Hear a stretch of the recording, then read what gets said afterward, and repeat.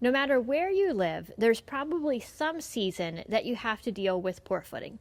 Whether that is ice and snow, whether it's rain causing slippery grass or deep mud, we've all got some footing challenges. Now, I recognize it's kind of ironic that we're starting this video here in an indoor arena. And I am super grateful to have this indoor where we do actually have a nice footing year round. But there were many, many years that I had lots of horses in training and just had an outdoor arena. And even still now, we like to keep our horses regularly working outside. So we're still working in the outdoor, and we're always making decisions about when and where to go for our trail rides as well.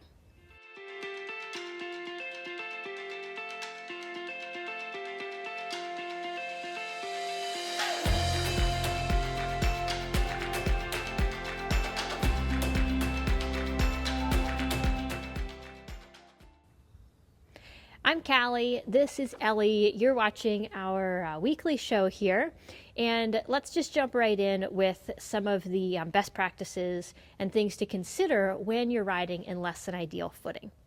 So first of all, to start with, there's no hard and fast rules. Every situation is going to be a little different in terms of the footing that you're dealing with and the horse that you're dealing with. The first thing to consider is how safe is this horse in this footing? So here's an example. If I have a young, really sensitive, hot thoroughbred in for training, and I know that this is a young horse that doesn't have a lot of body awareness yet, doesn't have very good balance and coordination, and it's a muddy, slippery day, or it's a slippery, wet, snowy day, I'm very likely just to make that decision to not ride that day.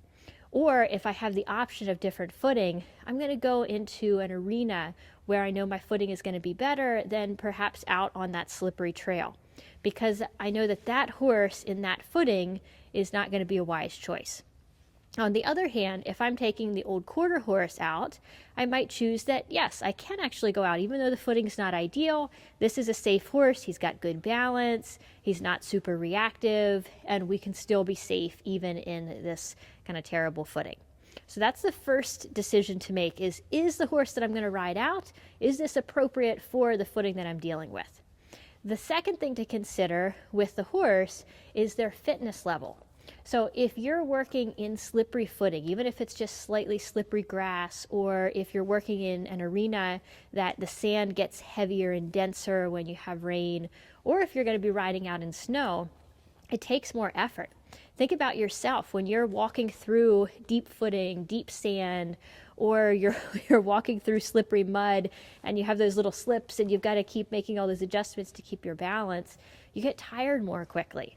And the same will happen for your horse. So you might need to make your sessions shorter. You might be working less intensely than you would if you had really great footing.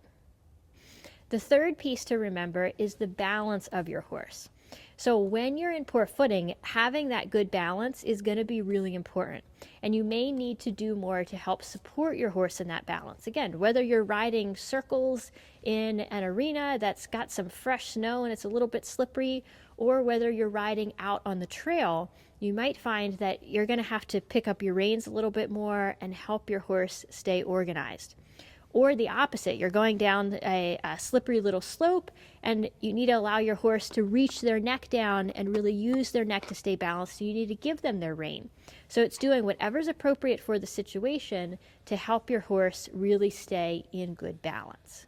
The next point to consider is very related to what we already talked about with the fitness of your horse, but it's just thinking about what you're doing and, again, making wise choices. So when you have poor footing, you're just going to need to do less. So let's say that you're working in slippery conditions where it's muddy and slippery.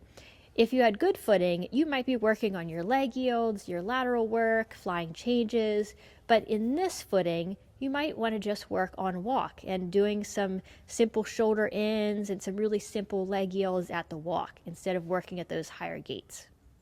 The other type of footing that this is true for is frozen ground. So when the ground freezes and we get all those ridges and those little points, our horses can actually be really sensitive and sometimes even a little sore on that.